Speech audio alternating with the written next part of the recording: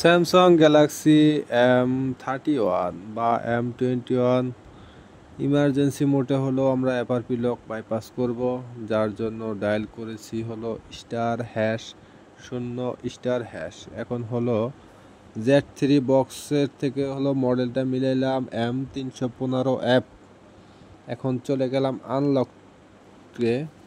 আনলকে যাওয়ার পরে দেখেন নিচের দিকে লেখা আছে রিসেট এফআরপি 2022। এটার উপরে ক্লিক করলাম।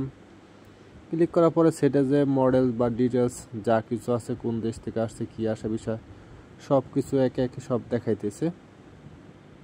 এখন আমরা একটু ওয়েট করতেছি যে আমাদের অ্যাডোবি মোডটা নেওয়ার আগ পর্যন্ত যে ইমার্জেন্সিতে ক্লিক বলতেছে, ইমার্জেন্সিতে ক্লিক করলাম।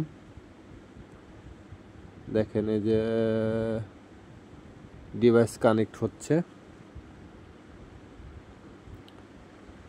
এই যে এখন এই যে waiting for the Adobe device, এই যে আমাদের অ্যাডোবি দিয়ে দিলাম। এই যে আমাদের এফআরপিটা বাইপাস হয়ে গেল।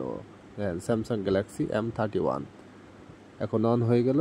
এই যে সেট ফোন অন হয়ে গেল। সেটিংসটা ওপেন করলাম।